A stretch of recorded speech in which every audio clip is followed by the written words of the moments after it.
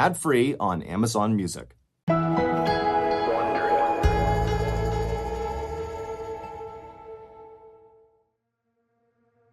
In the summer of 1993, a doctor at a small hospital in Tennessee paced around inside of his office. At the same time, 4 men were inside of the hospital's ICU, or intensive care unit. All 4 were comatose and in critical condition from lung and kidney failure, and bizarrely, they had all been diagnosed with the exact same disease. And the doctor had no idea how that could be possible. This disease was extremely rare. In the previous year, it had only infected about 60 people in the entire country. And what made this outbreak even more intriguing was that all 4 comatose men came from the same retirement community. From what the doctor could tell, this small community was dealing with a full-on outbreak, and if the doctor didn't figure out soon why these men were getting sick, then this outbreak could spiral out of control.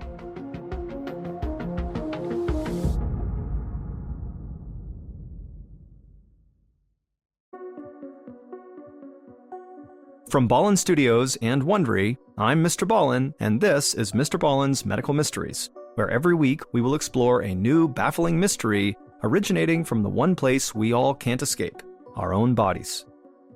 If you like today's story, please buy the follow button a box of chocolates, but replace the chocolates with shards of glass. There's a reason that when we get older, it's called the golden years. You get to retire and relax and spend time with your family. Of course, getting older also means more health risks, that's to be expected. But there are also dangers in our golden years that no one is ready for. On this episode, we have 2 stories about older people who endure terrifying and unexpected health scares. The first story takes place at a retirement community in Tennessee, where a deadly outbreak of an extremely rare disease threatens everyone living there. And our second story takes place in France, where an elderly man has to deal with an unexpected and unwelcome intruder in his home.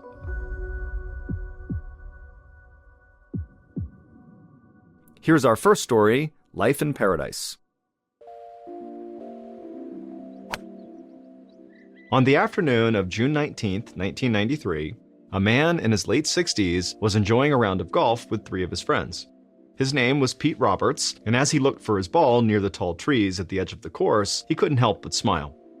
An emerald green fairway was spread out in front of him, lined with trees and dotted with clear blue ponds. He thought it might be the most beautiful golf course he'd ever played on, and he could play on it as often as he liked, which came in handy because Pete actually was not very good at golf and wanted to improve his game. A few years ago, Pete and his wife Nancy had moved to Fairfield Glade in eastern Tennessee. It was advertised as a retirement community, but to them it felt like a vacation resort. There were hiking trails, tennis courts, and best of all, 5 world-class golf courses, all within walking distance from their house. They'd made lots of new friends, too. Fairfield Glade was full of people just like Pete and Nancy, folks who had worked hard throughout their entire lives, and now they just wanted to enjoy life and relax. Pete carefully lined up his club and prepared to take his shot. But as he stared down at his ball nestled in the grass, he started to feel lightheaded. He staggered a bit to regain his balance, and his friends saw that something was wrong with him. So they grabbed him by the arms and shoulders, making sure he didn't fall down, and then they guided him over to the golf cart so he could sit down. As Pete sat in the cart sipping on water, he wondered if maybe he'd just gotten too much sun. Fortunately, the dizziness spell passed after only a couple of minutes, and then they all headed back to the clubhouse. A few hours later, Pete was grilling steaks out on his deck. He and Nancy had some neighbors over for dinner, as they often did on Saturdays. Pete chatted with his friends as he flipped the steaks over one by one, until the dizziness returned. On top of that, his head was starting to ache, so he carefully made his way inside and took some aspirin. But it didn't make much of a difference. During dinner, Pete barely touched his food, and he was in such a fog that he struggled to make conversation. By the time everyone went home, Pete was really feeling rough, like every muscle in his body was aching. Nancy thought he might be coming down with some kind of flu, so she sent him off to bed in the hopes that he'd sleep it off. By the time Nancy got into their bed a couple of hours later, Pete was fast asleep, but she noticed his breathing sounded unusually deep and heavy. She considered waking him up to make sure he was okay, but decided it might be better to just let him rest. She turned off the light on her bedstand, made a mental note to call Pete's doctor first thing in the morning, and then she drifted off to sleep. Just before dawn, Nancy woke up and realized that Pete's side of the bed was empty. She got up and immediately noticed a crack of light under the bathroom door. She thought Pete must have been using the toilet, but she still wanted to make sure he was okay, so she knocked softly on the door and called for her husband. But Pete didn't answer. She knocked again and waited, but again there was no reply. Nancy started to worry. She turned the knob and saw the door was unlocked. But when she tried to open the door, she realized it was blocked by something inside the bathroom. Nancy could sense that something definitely was wrong here, so she pushed even harder, but still the door wouldn't budge. And so she shoved again and again with all of her might, and the door cracked open a few inches. She kept pushing, and finally she was able to squeeze her head through the opening, and when she looked down, she could see her husband had collapsed on the bathroom floor. Nancy's heart began to pound. She summoned more strength and forced the door open enough to wriggle her whole body inside. She grabbed Pete by the shoulders, screamed his name, and splashed water on his face. He seemed to be breathing, but no matter what she did, he just would not wake up. Nancy finally ran out of the bathroom to the phone and called 911. A short time later, a little after 6 in the morning, paramedics arrived on the scene and were immediately concerned. Pete had a high fever, a dangerously fast heart rate, and his skin had a bluish tint. The medics wasted no time. They loaded Pete into the ambulance and sped to the nearest hospital.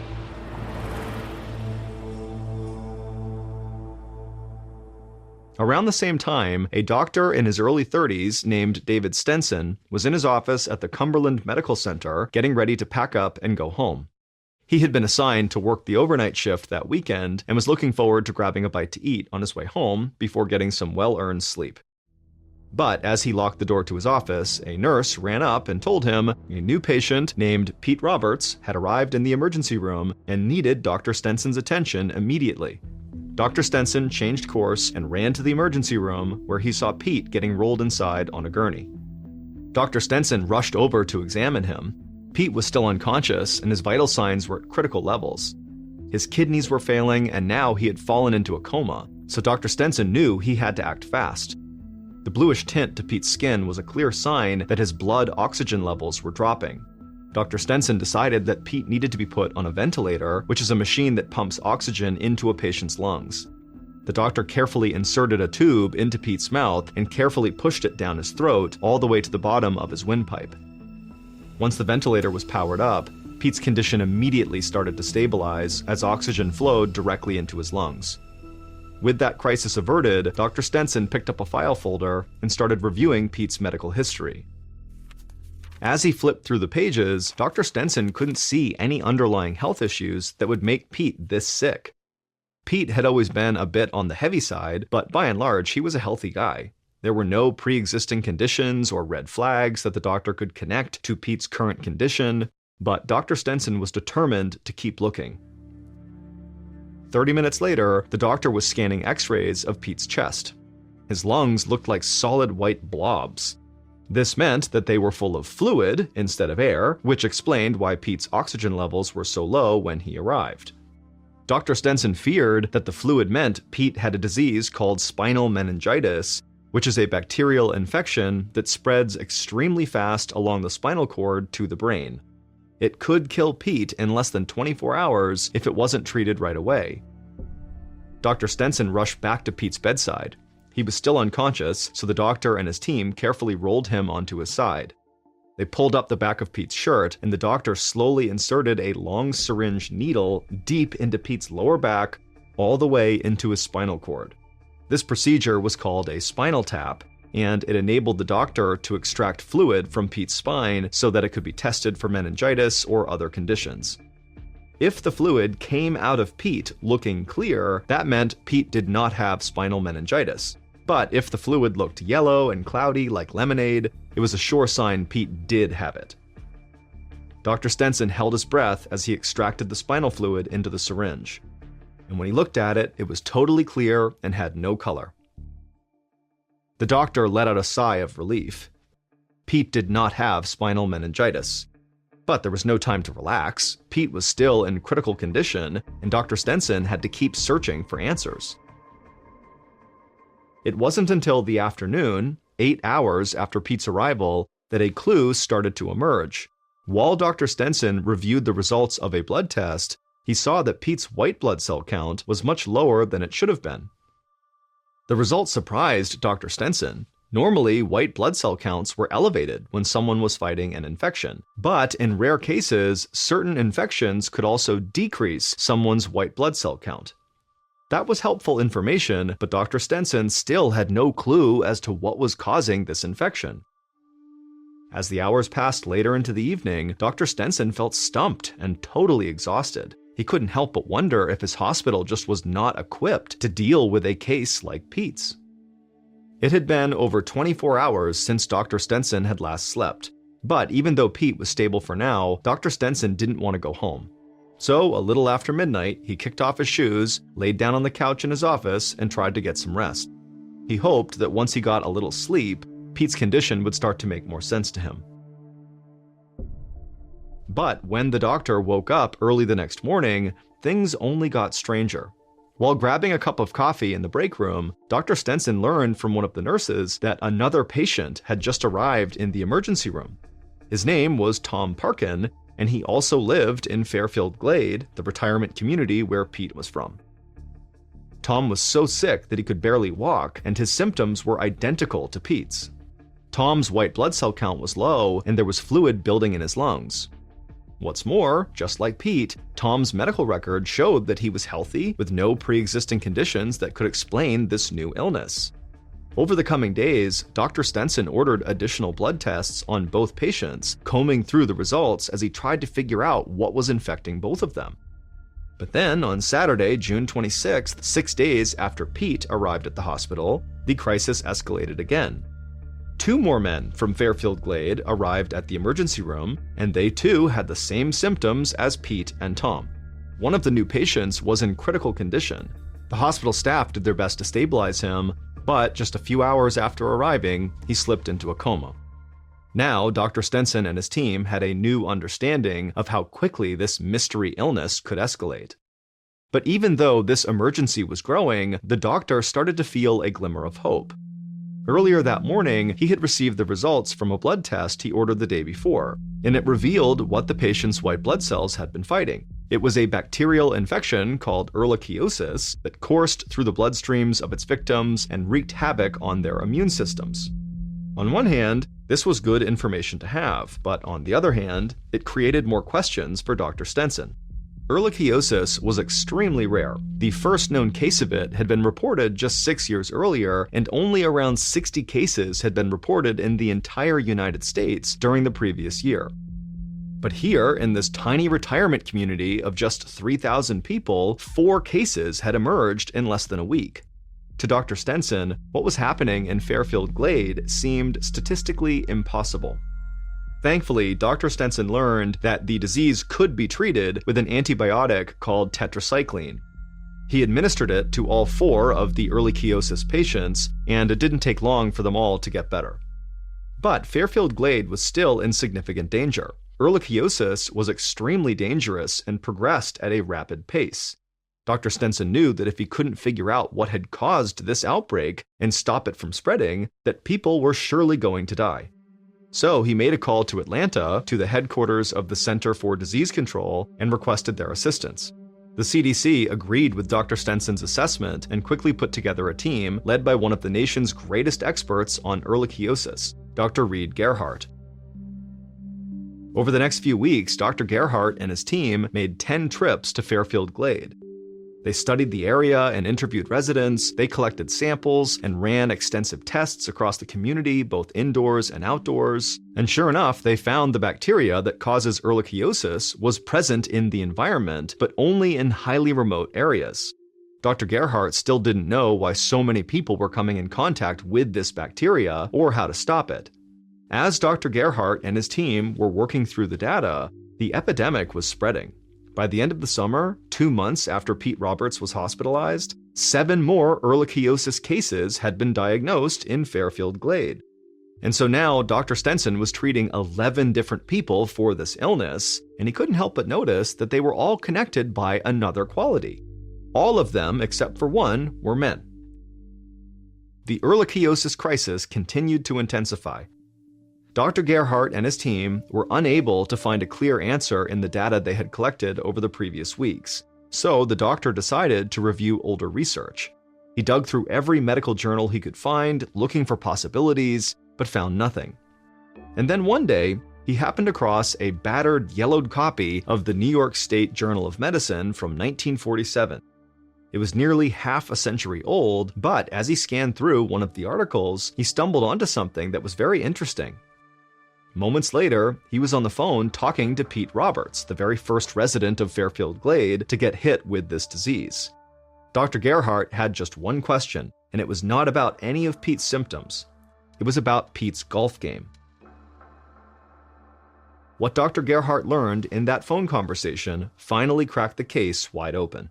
Because Dr. Gerhardt was not just an expert on ehrlichiosis, he was also an expert on bugs. And Dr. Gerhardt knew that ehrlichiosis was spread by one bug in particular. When he'd first arrived at Fairfield Glade, Dr. Gerhardt had set to work figuring out where that bug was hiding. The community was bordered on one side by an 80,000-acre nature preserve with miles of walking paths. The preserve featured dense woods that were full of deer, raccoons, bears, and bugs, including the bug that he knew was the culprit. Before that phone call with Pete, Dr. Gerhardt hadn't understood how that bug could be causing this outbreak. For people to get bitten by this bug, they would need to trek off the well-groomed trails and into the bushes and grass where the bug was hiding.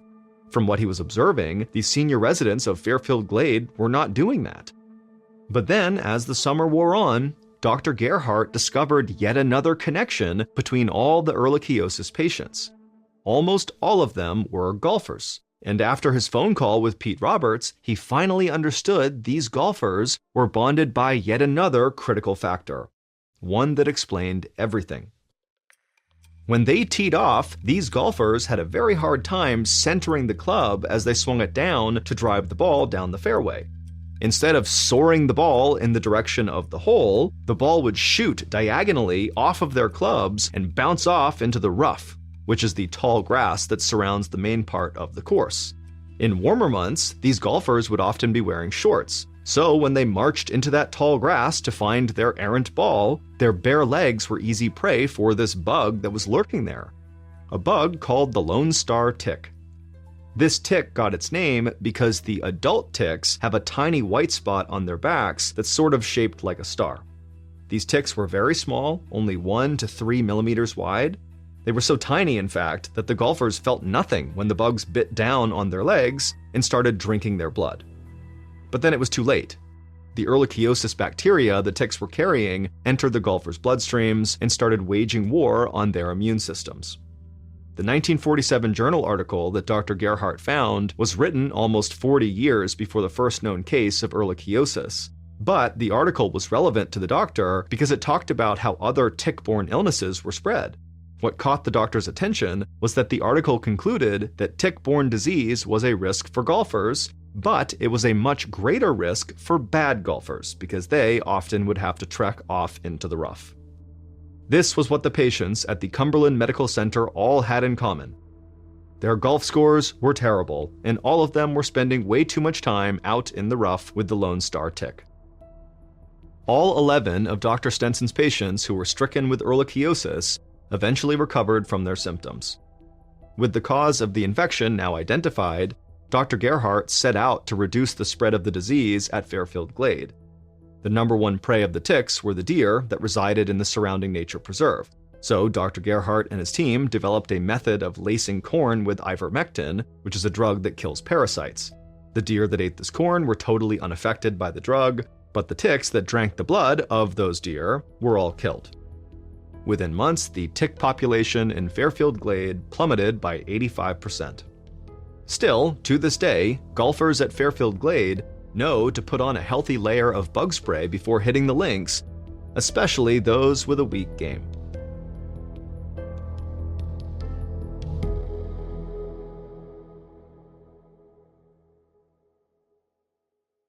Here is our second story called The Stranger.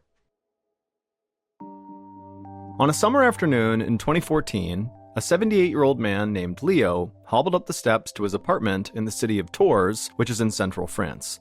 It was a humid day, and Leo was eager to get inside and take a nap. But the moment he opened his front door, something just felt wrong. Leo couldn't quite describe it. Everything in his apartment was exactly as he left it, but there was almost a presence in the place, like he wasn't alone. He called out, asking who was there, but nobody answered. He did have an adult daughter named Colette who lived nearby, and she did have a key, but he knew she would not come over without calling first. As quietly as possible, Leo picked up the cane that he left in an umbrella stand by the door. He raised it over his shoulders, ready to strike anyone who might lunge at him. And just the thought of doing that made his heart start to race. He was an old man. He could barely keep the cane from wobbling as he held it in the air, and so he wasn't sure how well he'd do defending himself against an intruder. Leo quietly reached down and put his hand on the entryway closet and quickly swung it open. But the closet looked undisturbed. Leo closed the door, then scanned the living room and kitchen, but they were empty too. And then when he went into his bedroom, it was still dark and totally untouched, and there was no one hiding behind the doors or under his bed. He told himself that he had to be alone, but somewhere in the back of his mind, he just didn't feel right. He just couldn't shake this feeling that there was somebody else in this apartment. Leo set his cane back into the umbrella stand, and then he headed to the bathroom to wash up, hoping that maybe some cold water on his face would get him to stop feeling so on edge. Leo opened the door, he flicked on the light, and then immediately he cried out in alarm. Because there, just a few feet away from him in the bathroom, was a grown man with cold eyes and a brooding look on his face. Leo stumbled backwards into the hallway with his back flat against the wall, and while he was there, he just stared at the stranger. He was old, with a weather-worn face and gnarled hands. His back was slightly curved, but Leo could tell from the man's wide shoulders that he still had a lot of strength left in him. "Who are you?" Leo stammered, but the stranger didn't say. Instead, he only promised not to hurt Leo. Leo could hear the sound of his own heart thumping in his ears. He knew there was a phone on the counter in the kitchen just a few feet away, and so he had to reach it. Slowly, Leo inched towards the phone, never taking his eyes off the strange man in the bathroom. But the stranger suddenly barked at Leo to stop, and Leo froze against the wall, his eyes still fixed on the stranger. The stranger begged Leo not to call the police, and at that moment, Leo saw a shift in the old man's eyes, from sort of cold to now pleading. And Leo started to get the feeling that whoever this guy was, he really didn't mean any harm. Maybe he just got lost and was confused about how he got here or where he was supposed to be. So Leo decided he would not call the police. He tried to coax the stranger out of the bathroom by inviting him into the living room, but Leo could immediately see a spike of panic in the old man's eyes. He kept saying, No, I'm fine right here, I'm fine right here. So Leo told him, okay, that's fine, don't worry about it. Leo just wanted to keep the stranger calm while he figured out what was even going on here. And so with his eyes on the stranger, Leo slowly continued backing his way down the hallway with his back to the wall, and as he did, he felt around with his lead hand until his hands found one of the lightweight wooden chairs in the kitchen. He grabbed it, again his eyes still fixed on the stranger, and then he dragged the chair back down the hallway until it was in front of the bathroom, and then he put the chair right down in front of the door, and then he looked at the stranger who was in the bathroom, and he told him to take a seat on the closed toilet lid. And to Leo's relief, right as Leo sat down, the stranger did too, and so suddenly the whole situation felt much more diffused. Leo then asked the stranger a few questions, like how long he lived in Tours and whether he had a career when he was younger. And to Leo's surprise, the man opened up, telling Leo all about his childhood and his love of cooking. Leo told the man that he too liked to cook, and right away the stranger's eyes lit up. He launched into an explanation of all of his favorite recipes, telling Leo about his special tricks to get each one just right. Leo had to admit that he actually found talking to this old man very pleasant. For a moment, he almost forgot that this man had broken into his apartment.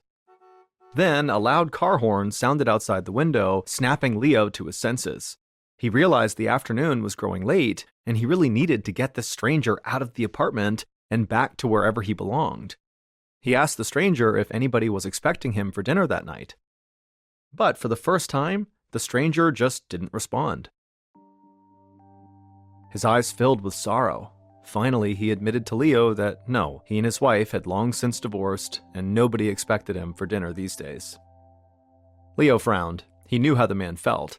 His own daughter was grown up and out of the house. It got lonely cooking for one so often. Leo sighed, and against his better judgment, he actually asked the stranger if he'd like to stay for dinner. And right away, the stranger's face brightened, and he said, "Yes, I'd love to," and he thanked Leo repeatedly. And then Leo asked if he'd like to help make dinner, since he loved cooking so much. But the stranger became agitated and repeated that, I really feel more comfortable in the bathroom, so I'm going to stay here. Leo said, "Okay, yeah, no big deal, that's fine, you can stay here."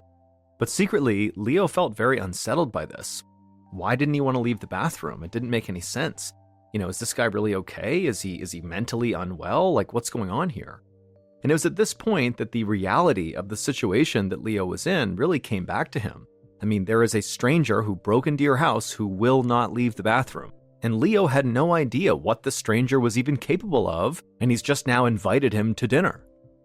But without much else to do, Leo simply said, "Okay, I'm going to go make dinner now," and he left the hallway and headed to the kitchen, and he busied himself making a brie and tomato tart, but the whole time he never allowed himself to fully turn his back to the bathroom. He wanted to make sure at all times he at least had some line of sight on where the stranger was.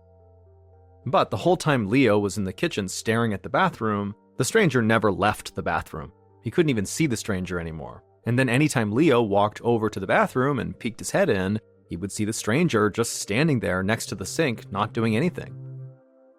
40 minutes later, Leo served dinner in the bathroom because the stranger, again, would not leave the bathroom. As for the stranger, when he received the food, he acted like this was totally normal. And if Leo was being honest with himself, he was kind of glad to have this guy here.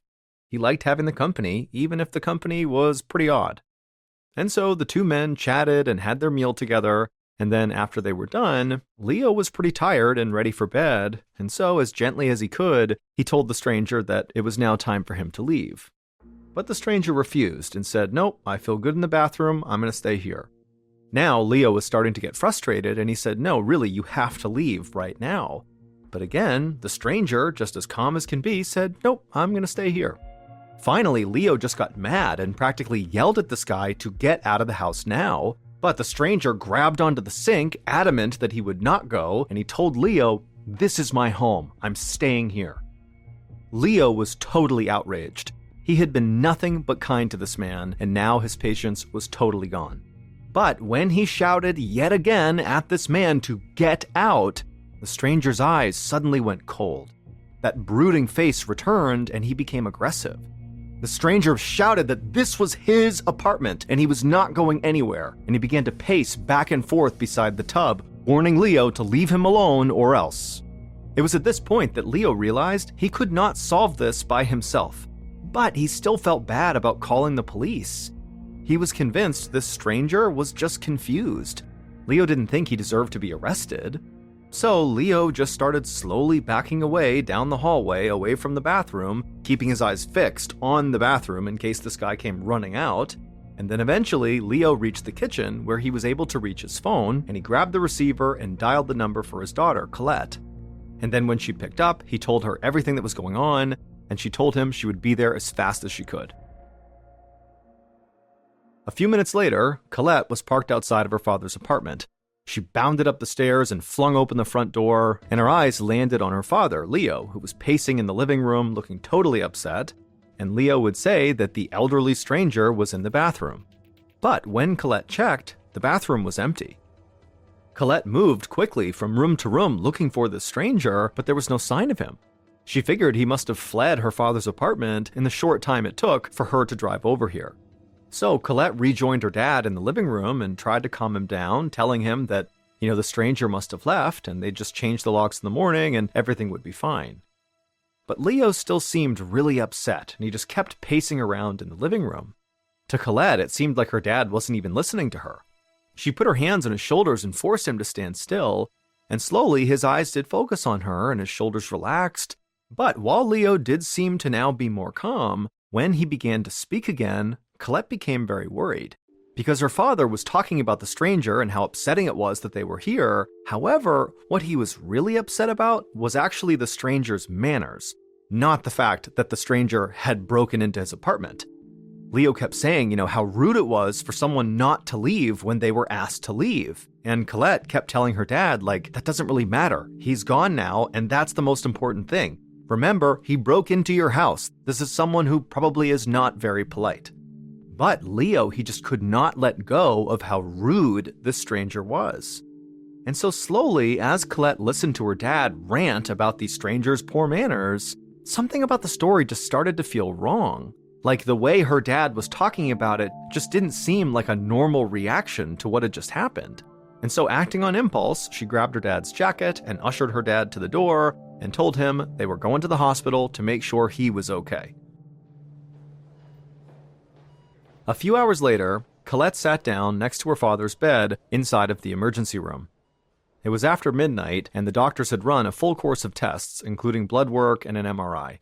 They also had given Leo cognitive and memory tests, and now Colette and Leo were anxiously waiting for the results. Finally, a physician parted the curtains by the bed and walked into the room, and he told Leo that physically, he was basically fine. All of his tests were normal, except for a small damaged area near the base of his brain where a little pocket of connective tissue was missing. The doctor told them that it could be a sign that Leo had early-stage Alzheimer's disease, which causes the loss of memory and cognitive function. Colette felt the blood drain from her face. Alzheimer's is a fatal disease, and she wasn't ready to lose her father to it. But the doctor assured her that it was still too early to know for sure if he had it, and even if he did, the doctor said treatment options now were better than ever. Just in case, the doctor said he was prescribing Leo 2 anti-anxiety medications that are frequently used to treat the symptoms of Alzheimer's. And the doctor said he would keep Leo in the hospital overnight just to make sure he was okay. Moments later, a nurse entered the room with a small water bottle and a little plastic cup with 2 white pills inside of it. After Leo swallowed both pills, it didn't take long for him to relax. Leo promised Colette that he'd be totally fine at the hospital by himself, and she should just come back in the morning. So Colette thanked him and kissed him on the cheek, and then she headed home to get some sleep as well.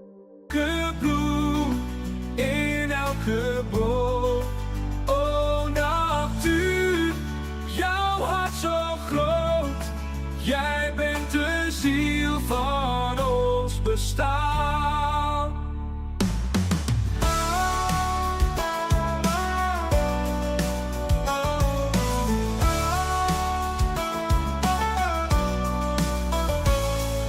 De wind fluistert zacht door de velden heen. De wolken dansen in de blauwe lucht.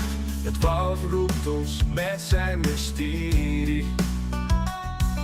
De zonsondergang kleurt de horizon. Oh, natuur, ja. The following morning, Colette headed back to the hospital, and Leo had just been discharged, and so she was able to collect him and get him out to her car, and then she drove him back to his apartment. And when they got to the door and they opened it up, Leo very cautiously stepped inside, and for a second he tried to see if he had that same feeling he got the day before, when he felt like there was somebody in the apartment, and sure enough there was. But as Leo stood there right now, he didn't get that feeling. The apartment felt empty. But Leo still felt like he just had to check the bathroom. And so with Colette right behind him, Leo slowly made his way to the bathroom, he opened up the door, he looked inside, and he sighed with relief. The stranger was gone. A few days later, when Colette and Leo returned to the hospital for a follow-up visit, when they went into the exam room, the doctor came in and told Leo that he had some news. They had discovered something that explained why that stranger was in Leo's house. The doctor told Leo that he was suffering from a neurological condition called Cagras syndrome, which prevents people from recognizing familiar faces. Leo thought a stranger was in his bathroom, when in reality, it was actually someone he knew very well. The doctor admitted that he had never seen a case like Leo's, where he could recognize all the people around him except for this one particular person. The doctor said that maybe the combination of Cagras syndrome and early-stage Alzheimer's contributed to Leo becoming so confused about who was in his apartment the night he came to the hospital. But before the doctor could even finish, Leo said he did now recognize the stranger for who he was all along. Leo's own face in the bathroom mirror. Heather Kwan was a 21-year-old college student living in the small residential town of Desert Hills in Arizona. From a very young age, Heather was someone who always seemed to give her friendship to the people who needed it the most, people who were hurting on the inside or who society had kind of forgotten about. This is why when she was a teenager and a young adult, she would often spend her weekends volunteering her time with underprivileged children. It's also why she aspired to go to law school and become a defense lawyer, because she loved the idea of professionally helping people that desperately needed her help. She lived in a rental home with her boyfriend, who was 18 years old. His name was Ryan Waller, and amongst other things, he was a huge gun enthusiast and a student. That year, the couple had made plans to visit Ryan's father, Don, on Christmas Day, so on December 25th. But when the day came and Don had made dinner for the couple and was expecting them, they didn't show up. And so Don tried contacting both of them, but when he couldn't, he just had a bad feeling that something was off. It was just very uncharacteristic of them to just no-show. But instead of driving over to their property himself,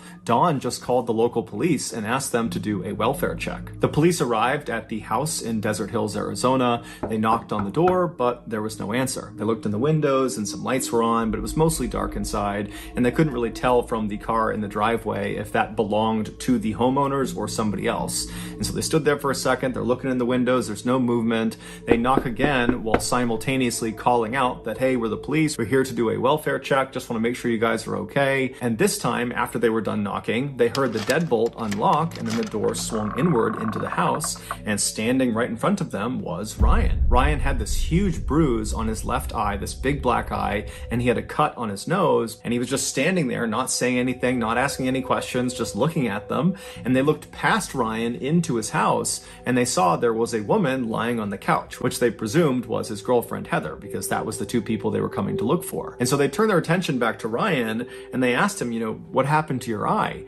And Ryan was a little bit cagey. He didn't really give them a straight answer. He basically said, I don't know. I don't know what happened to my eye. And, the police didn't really pry that much, but eventually they determined that Ryan was more or less okay, albeit a little bit strange. And then they said, okay, well, who's the woman who's lying on the couch? Is that Heather? And Ryan, again, was kind of cagey and a little bit dismissive and said something along the lines of, she's just sleeping. And so the police said to him, look, we're here on a welfare check. Your father sent us here to check on you guys. And so we have to go in there and wake her up and make sure she's okay. And so Ryan, again, was just a little bit weird and kind of defensive and didn't really immediately comply, but eventually did step out of the way. And the police walked into the residence. They walked over to the couch. And as soon as they looked down at the girl on the couch, which was Heather, they saw right away that she was not asleep. She was dead. And she had been for at least a couple of days. She had died from a single gunshot wound to the head. Immediately, Ryan was arrested and brought out to a squad car. He didn't fight the arrest, but he did emphatically say he didn't know what was going on. He didn't understand what was happening. He didn't know what happened to Heather. He just seemed kind of generally confused. But regardless, he was thrown in the back of the police car outside the property, and he would sit there for several hours while more and more police and paramedics arrived to process the crime scene and also to transfer Heather's body to a morgue. Finally, around 5 a.m. on December 26th, the police brought Ryan, who was still in the back of this police car, to the Phoenix police station for questioning. The interrogation that followed, this hour-long interrogation that was all filmed, would start off relatively normally, but it would quickly devolve into this totally bizarre back and forth between Ryan and the detective who was questioning him. And then at the end of the interrogation, there would be this stunning revelation. From this point until the end of today's video, we're going to be showing you clips from the actual interrogation. When you get to the end of this video and you hear the revelation, and trust me, you will not miss it, I would encourage you to then go back and watch the clips of the interrogation, or just go online and watch the entire interrogation, because it's totally mind-blowing watching this thing, knowing what's really going on. In the video, Ryan is led into this sort of nondescript, small interrogation room at 5:08 a.m. on December 26th. So he's just arrived at the station, they put him in this room, he's wearing this white jumpsuit that might have been issued by police, maybe he owned it, but it definitely looks more like prison attire. He's got no shoes on, no socks on, and his hands are not cuffed. And so he walks into the room and he sits down in the chair that's in the back corner of the interrogation room, and this chair is right next to this table, and then on the other side of this table is another chair. And so Ryan sits down in the corner, he's kind of facing facing out towards the middle of the room. He's quiet, he's basically not moving, and then at some point he notices there is a handcuff that's connected to this table. Now, in some cases, the police would handcuff the person they were interviewing in this room, but in this case, Ryan was not told that he needed to put this handcuff on. He was uncuffed, so there was no directive that he needed to have this handcuff on.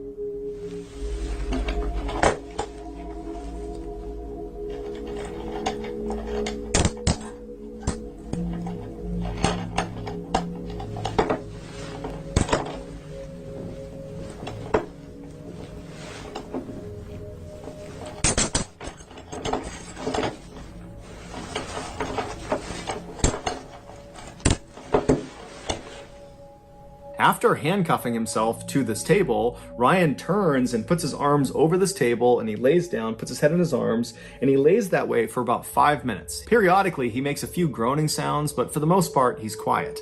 And then all of a sudden, as he's laying there, he suddenly makes a fairly loud moaning sound, and he stands up in his chair like he's gonna walk out of the room, but as soon as he starts to walk away, the handcuff stops him. The handcuff that he was not told to put on.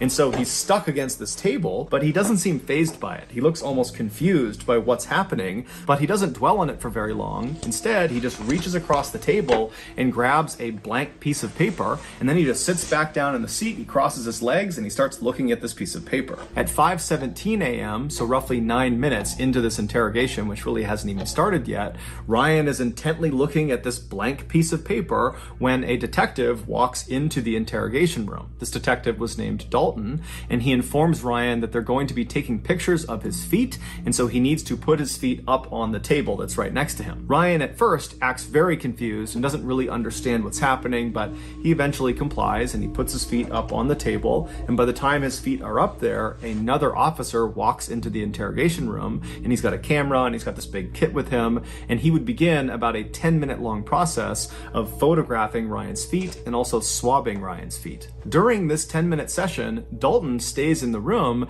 and so Ryan periodically asks him if he can just leave and go home, seemingly unaware of how serious this situation really was for him. And when Dalton would tell him, "No, you can't leave," Ryan would act totally frustrated and kind of angry and upset, kind of like how a child would act if they were told they couldn't have something they really wanted to. At 5:28 a.m., after this 10-minute session is complete and they've photographed and swabbed Ryan's feet, the second officer leaves the room and Dalton shuts the door behind him, and then he walks over to the table and he grabs the chair on the other side from Ryan. He drags it out so it's closer to Ryan, and then he sits down and introduces himself. After that, he begins asking Ryan some very basic questions. He asks him to confirm his name, which he does. He asks him to confirm his date of birth and his social security number, and Ryan does both those things. And then he asks Ryan if he understands why he was there, why he was being interrogated.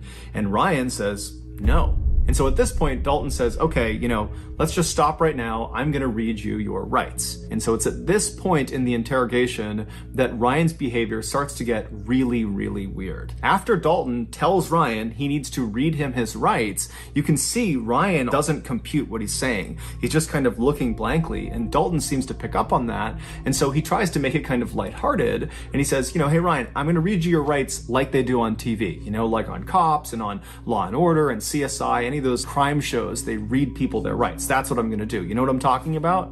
And Ryan just goes, no. And Dalton's kind of confused. He's like, you haven't seen any cop show where they read people their rights? And at this, Ryan kind of changes his behavior. And suddenly he's not as robotic. He's a little bit defensive looking. And he says, oh, yeah, I have, yeah. At this, it's pretty obvious to Dalton that Ryan is lying about something that is totally insignificant, whether or not he's seen true crime TV shows. It really just didn't matter at all. And there's this weird hesitation where both of them are just kind of being quiet for a minute. It's like Dalton knows he's lying about it, and Ryan just seems totally confused. And then ultimately, Dalton just decides to not key in on this kind of weird lie that Ryan has just told. Instead, he just reads Ryan his rights. And then after that, he gets back into some basic questions. The next one was, hey, Ryan, what was the highest grade you achieved in school? And now at this point, Ryan is not looking at Dalton. He's looking to the far side of the room. He's got this blank expression on. And when he's asked this question, he just says, I don't know. And Dalton's like, you don't know what level grade you achieved in school? And Ryan says, no, I don't know. Eighth grade. So again, he's changed his answer fairly abruptly when he's challenged, and so Dalton is probably thinking to himself that he's lying again. But again, it's just kind of an insignificant thing, but it's building a pattern of mistrust here. It's hard for Dalton to believe that Ryan is going to be truthful if he can't even tell the truth about things that don't matter. But Dalton decides not to fixate on it. Instead, he asks a follow-up question based on the fact that Ryan has said 8th grade is the highest level he achieved. And so Dalton says, okay, well, did you get your GED? A GED is a high school diploma equivalent, and it's something you would get if you did not graduate high school. And since 8th grade is below high school, then Ryan clearly did not finish high school. And so it's a natural question to ask. The answer to this question is binary. You have a GED, you don't have a GED. But Ryan's answer is anything but binary. It's totally contradictory and weird, and it really begins to show a side of Ryan that just doesn't add up. He's acting totally weird. Do you have a GED? I don't know. You don't know what? I don't know. I just want to go home. Oh, you're not going to go home right now.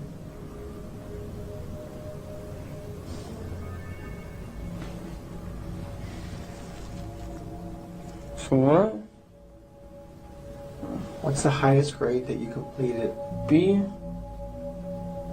No. Not grade, as in letter grade. I'm asking, did you graduate high school? No. And the highest you went was 8th grade?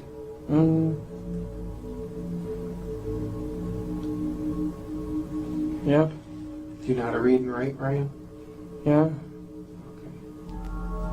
After the discussion about Ryan's education goes nowhere, Dalton again does not fixate on all the issues with his answers so far, and instead just kind of continues asking more questions. And so he begins to address Heather. He starts by asking Ryan if he has a girlfriend. Now, Dalton at this point would know that Heather, the girl who was deceased, was Ryan's girlfriend, because the police were asked to do the initial welfare check on Ryan and Heather, the couple. That's something that Dawn would have relayed to police. And so Dalton knows they have a relationship, but he wants Ryan to tell him he has a relationship with Heather. So again, he asks Ryan, do you have a girlfriend? And Ryan says no, which is a lie. But Dalton goes along with it and says, okay, well, do you know a girl named Heather? And Ryan would say, yes, I do. But his description of Heather was just completely inaccurate. He said Heather was a 16 or 17-year-old girl, even though she was actually 21. And he would say her last name was Kyman. He thought. He wasn't entirely sure. He said she has nicknames and she has different names she uses, but he believes it's Kyman, even though her last name was actually Kwan. Now, Dalton, of course, is aware of these discrepancies, but again, he does not fixate on them. He just keeps on asking more questions. Dalton asks Ryan, what happened to your face? You have this huge bruise on the left side of your face. What happened? At first, Ryan says he doesn't know. But when Dalton pressed him and kept asking more and more questions about his face and how it happened, Ryan eventually would begin to open up. What happened to your face? I don't know. You told the officer just a few minutes ago that someone hit you. Do you remember who hit you? I don't know. I think it was Heather.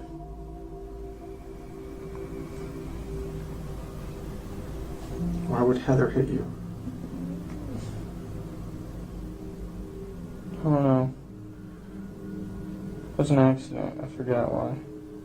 Like the other police officers involved, Dalton believed already going into this interrogation that Ryan killed Heather, that the bruise on his face was from Heather fighting back before ultimately Ryan killed her. And so for Ryan to say the mark on my face is from Heather, even though he claimed it was an accident, to Dalton, that was the same thing as Ryan saying, I killed Heather. Dalton attempted to get more specific details about the actual physical struggle that took place between Ryan and Heather, but as he asked more and more questions, he became more and more aggressive, and it seemed like Ryan picked up on it and became very defensive and started throwing out random pieces of information, much of which seemed untrue. Like he suggested there was at least 2 or 3 other people that were in the house on the night that Heather got killed, but it's unclear if these people were real or if they were actually ever there. And it just seemed like Ryan was kind of panicking and just kind of saying all sorts of random things. And so at some point, Dalton just wants to focus the conversation because he feels like it's getting totally out of hand. And so he just stops Ryan and he says, "Ryan, there is a dead girl in your house and I need information." Hey, Ryan, Huh? Huh? there's a dead girl in your living room. She's dead? Yes. Heather? I don't know. I want to know what happened in your house last night. The girl on the couch is dead? I don't know if she's on the couch. She's dead. The interesting thing about Ryan's reaction to being told by Dalton for the first time in the interrogation that there was a dead girl in his house is Ryan reacted with genuine surprise. It's the only time in the entire interrogation start to finish where Ryan sits forward in his chair, he kind of perks up, and he seems relatively normal. He's not acting confused and kind of bizarre. It's like he's really dialed in, as if he had not heard this before, that he didn't know Heather was dead, and he's now for the first time being told, and it shocked his system. But just seconds after he sits forward and seems really engaged, he goes back to kind of being totally bizarre, and he also suddenly had this really elaborate story about what happened to Heather, even though just seconds ago, it seemed like he had just learned about it. So it didn't really make any sense that he would have a story so readily available for something he seemed to not know anything about. And of course, like all of his other answers, his story he gave was full of contradictions and holes and was just totally unbelievable. Well, these people came over, Richie and his dad, with shoot and arrow, bow and darts. You know what I'm talking about? Yeah. They hit me and her with those. That's it. They hit you and they hit you? Yeah. Now it's Richie that hit you, not Heather? No, Richie and his dad. Richie and his dad. They hit you. Yes. Why? Because they're trying to get their stuff. I don't know why. And they had some kind of bow and arrows? Mm-hmm. They each had 2 revolvers and they didn't let off any shells. Okay, you just said they had bow and arrows. Now they have revolvers? That's what I meant. They had revolvers. They have revolvers. Yes. And then what happened? And then they shot us with those. Following this exchange, Ryan would change his story again and would say, actually, they didn't shoot me, they just shot Heather, they put me in a sleeper hold. But when Dalton asked him, what do you mean sleeper hold? Ryan said, oh, I don't know what a sleeper hold is. And then eventually, Ryan would actually just ditch the sleeper hold narrative and go back to the Richie and his father, they came in and they shot both of us. At this point, Ryan's story has become so convoluted and it's changed so many times that it's just totally unbelievable. And so Dalton, who was doing his best to kind of go along with Ryan's story, at this point just can't even pretend anymore. He cannot pretend that he's following the story. It doesn't make any sense. You're telling me you're all over the board here, number one. You're saying bows and arrows, you're saying revolvers, and you're saying some other thing, and you're saying they shot you in the eye. Okay? They shot you with... Discussed his symptoms as Carol translated their statements. Finally, the doctor said something to Carol, and then the doctor left the room. Javier could hear him making a phone call from his office across the hallway. Carol leaned into Javier and explained that the doctor suspected that Javier had nerve damage, but he didn't know what had caused it, and the Austin Medical Center was not really equipped to treat it. The doctor had recommended that Javier be transferred to the Mayo Clinic, a larger medical center about 50 miles away in Rochester, Minnesota. He was making those arrangements now. Javier looked over at Anna as she squeezed his hand. He didn't want to go so far away from her and the kids, but he needed to get better so he could go back to work. Javier looked back at Carol and nodded. He would go to the Mayo Clinic.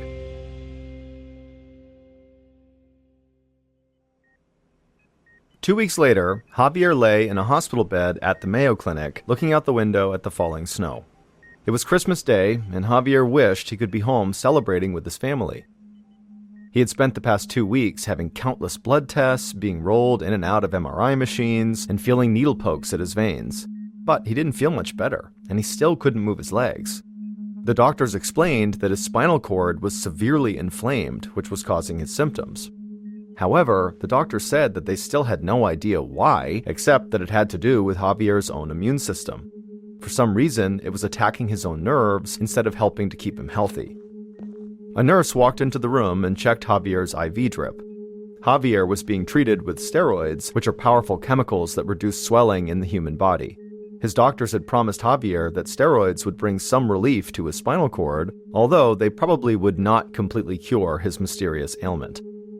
Javier winced as he remembered the doctor who told him that he might spend the rest of his life in a wheelchair. The thought of that filled Javier with dread. If he couldn't walk, then he would not be able to keep working at the meat processing plant. He would have no way to make a living for Anna and the kids, and he would become dead weight to his whole family. Javier thought that he and Anna had come too far and worked too hard to give up now. And so he looked down at his tingling legs, and with all his might, he tried to move them, and just then he saw he could wiggle his toes. Just a little. Wasn't much, but it was a start.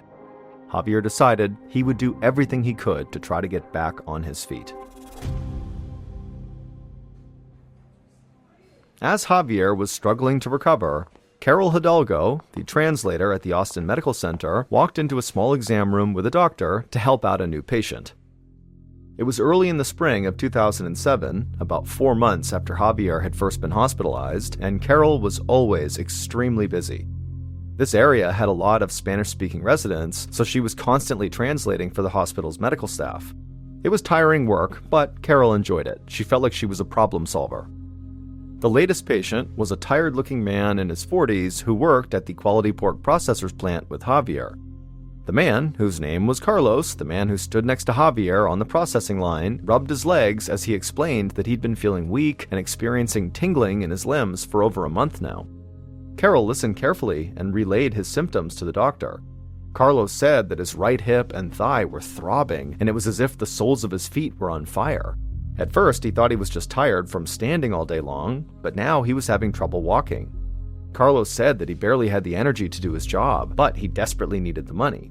His family's trailer home had burned down in the winter, and he was putting in extra hours to try to afford the rent on their new home. Carol's heart broke for him. She saw a lot of patients like Carlos. They worked so hard in order to make a better life for their families, but it was often at their body's expense. Their bodies often broke down as a result of the grueling work. She translated his story for the doctor, who nodded and told Carol to let Carlos know she was going to examine his legs. And when she was done, she shook her head and said that she'd need to run more tests. Carlos's muscles seemed fine, and so the doctor suspected that his problems were actually a nerve issue. As the doctor was speaking, Carol frowned. Something about this sounded familiar, but she couldn't exactly place what it was. And anyways, she saw so many patients every single day that it really wasn't that surprising that people's symptoms kind of bleeded together and sounded similar. So Carol jotted down some notes, and then she shook Carlos's hand and told him she hoped that he would feel better soon. Carol followed the doctor out of the room. Austin Medical Center was very crowded that day, and Carol had another patient that she needed to help. In May of 2007, so about 5 months after Javier first got sick, Javier proudly walked back through the quality pork processor's plant doors with a huge smile on his face. For months, his family had survived on their tiny savings and the charity of friends and neighbors. His doctors still didn't know what had made him sick, but the steroid treatments had reduced the inflammation in his spinal cord, and with intense and very painful physical therapy, Javier had slowly learned to walk again, even though he did still need a cane for balance. But his doctors thought he was well enough to work again, and the plant had cleared him to come back. Javier yelled greetings to his coworkers, Maria and Carlos, over the very noisy machinery, and right away Javier noticed that they both looked very tired and were moving so stiffly. But there really wasn't time to talk. It was time to get back to work. Javier was the happiest he'd been since that horrible day in December when he first got sick. But despite the progress he had made, Javier still was not fully healed. While he had regained control of his legs, he had not regained control of his bladder. So he had to wear a catheter, a tube that collected his urine in a bag. The bag was taped to his leg under his pants, so it wouldn't be noticeable to anyone. Javier took a deep breath, stepped up to his old place in the assembly line, and got back to work. 3 weeks later, Javier sat on a bench outside the factory during his lunch break, resting in the sun. Since he had come back to work, the pain in his legs had returned. He knew his body wasn't as strong as it used to be, and he hoped it was just part of the healing process. As Javier tried to relax, Maria, the woman who worked with him on the processing line, walked over and eased down next to him. She groaned and rubbed her legs. She told Javier she had a knot in her calf that just wouldn't go away, and her arms were feeling so heavy. Maria's eyes filled with tears as she told Javier that her arms were so sore she could barely hold up the spoon to feed her baby daughter when she was at home. She said their colleague, Carlos, was struggling too, but he was trying to work through the pain. Suddenly, a whistle blew, which meant the lunch break was over. Javier watched as Maria slowly stood up and stretched, and then Javier tried to get up too, but suddenly his legs gave out from under him. He tried to stand up again, but his legs just wouldn't move. Javier told Maria to please go get help. He needed a doctor immediately. 3 months later, in September of 2007, Carol, the translator at Austin Medical Center, was in the emergency room helping a young woman named Maria, the same Maria who worked next to Javier at the QPP processing plant. Carol couldn't believe that Maria was sitting in a wheelchair. Just a few months earlier, she'd seen the young mother for another exam, and she seemed fine. Now Maria could hardly stand up and needed help to get on the exam table, and when she tried to sign an authorization form, she couldn't even hold the pen. Maria said that it felt like her right arm had fallen asleep, and her feet were completely numb and tingling. A doctor came into the room and performed an examination. He tested Maria's reflexes and then arranged for additional blood tests. Then he had Carol tell Maria that he did have a diagnosis.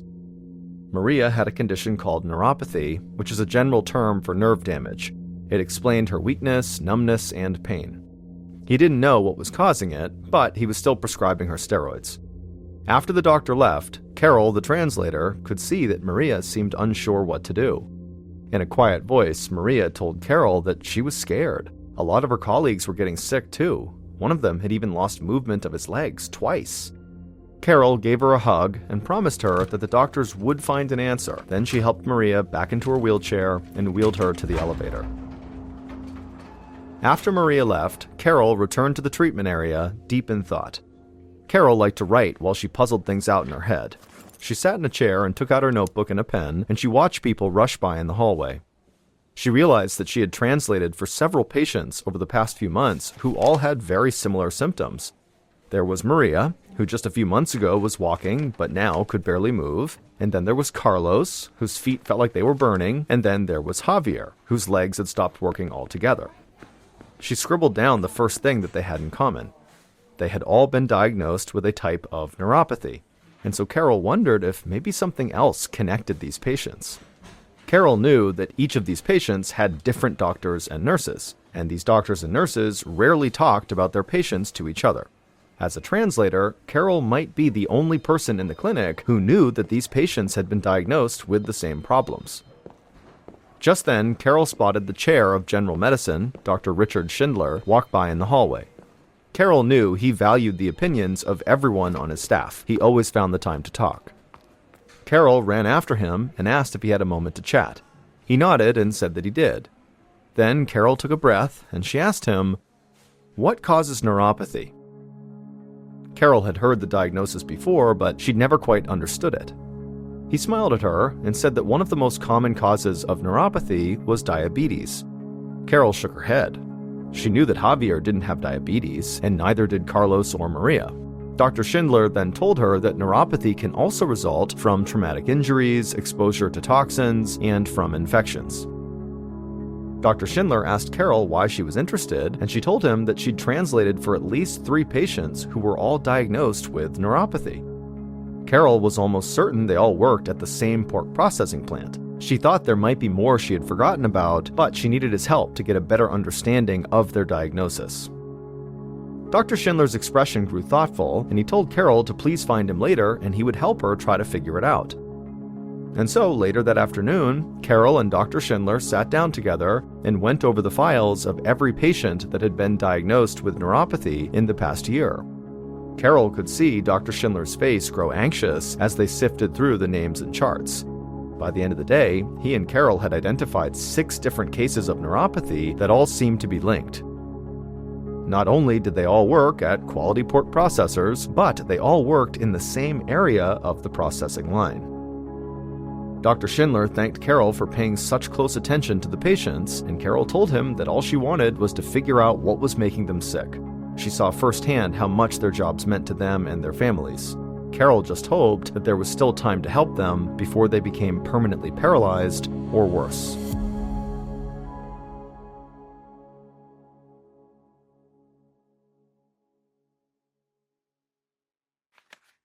The next morning, after going through the patient files, Dr. Schindler picked up the phone to call the pork processing plant. He reached the factory's nurse and introduced himself and then explained the situation. He said several workers from her plant who were suffering from neuropathy had come to his clinic to be treated, and so now he needed to know if maybe other people who worked at this plant had maybe come to her with the same symptoms. He could hear the nurse pause for a moment, and then she said that she did remember some workers coming to her with tingling and soreness in their limbs, and she gave Dr. Schindler their names.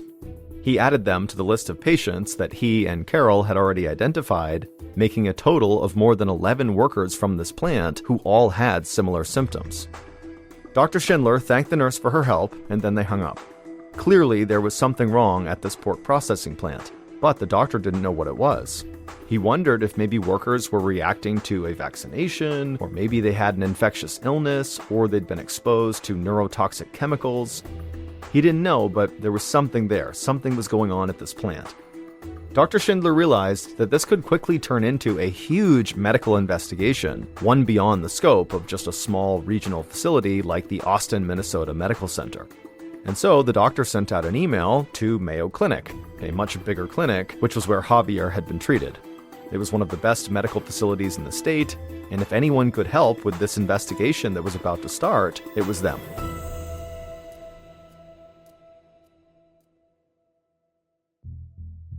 Doctors at the Mayo Clinic quickly brought all 11 affected workers into their clinic one by one to test them for a long list of diseases and disorders.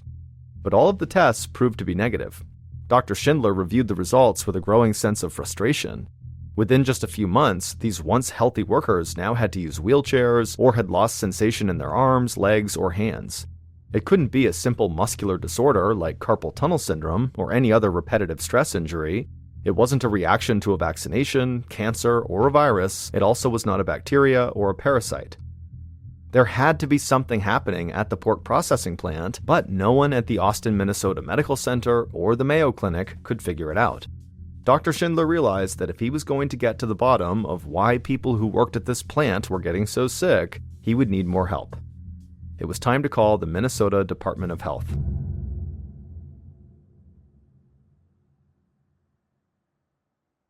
On November 28, 2007, around 2 months after Carol, the interpreter, realized that something at the plant was making all these people sick, Dr. Ruth Linfield, the Minnesota state epidemiologist, pulled her car into Quality Pork Processing's parking lot. At the same time, several other cars drove into the lot and parked right next to her. Dr. Linfield was there to lead an inspection of the meat processing line. She'd brought with her a delegation of 3 animal health experts, a medical detective, an infection control specialist, and a toxicologist. Whatever was causing the workers at this plant to get sick, Dr. Linfield and her team were confident they would figure out what it was. The company's CEO, a man named Kelly Wadding, along with the head of HR and the company nurse, stepped forward to greet their visitors and lead them into the factory. Dr. Linfield stepped into the entry with the rest of the team, and she pulled protective gear over her dark gray business suit. Plastic gloves, booties, masks, and plastic gowns. Then she followed the CEO, Kelly Wadding, out onto the factory floor, and the inspection began. First, the investigators were escorted through the entry room, where enormous pigs weighing about 250 pounds were stunned and then slaughtered. After the pigs were slaughtered, their blood was drained and their carcasses were thoroughly cleaned. From the entry room, the group moved into the section called the warm room, where the carcasses were hung by their rear legs and butchered into different parts. As the investigators followed the path of the pig carcasses around the warm room, Dr. Linfield and her team observed the tasks being performed at each workstation. Each worker made a particular cut in the hog carcass. Some used machinery, and others used large knives. It was messy and repetitive, but so far, Dr. Linfield hadn't seen anything that could cause an outbreak of disease.